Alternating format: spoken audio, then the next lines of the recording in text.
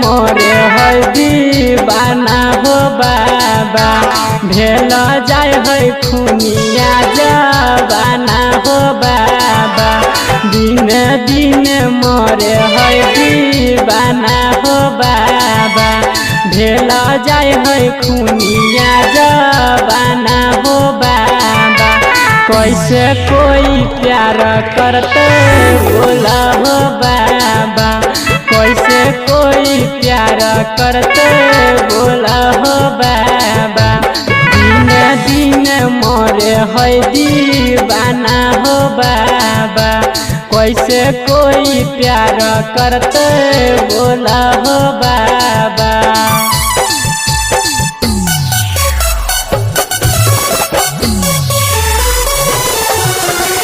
Present by New Dhun Official.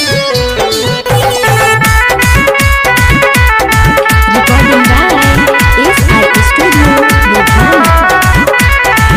कबन करना लय है सबके जान हो एक पर एक जाय है रोज परान हो कबन करना लय है सबके जान हो एक पर एक जाय है रोज परान हो भाई बाप बने है कसैया हो बाबा भाई बाप बने है कसैया हो बाबा कैसे कोई प्यार करते तू ही बता बहु दिन दिन मरे है दीवाना हो बाबा।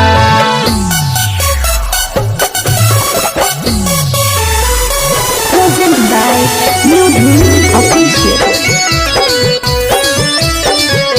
Recording by SR Studio, Ludhiana. केतना के उजरे है घर परिवार हो भेल जाय है पापी देख सुन संसार हो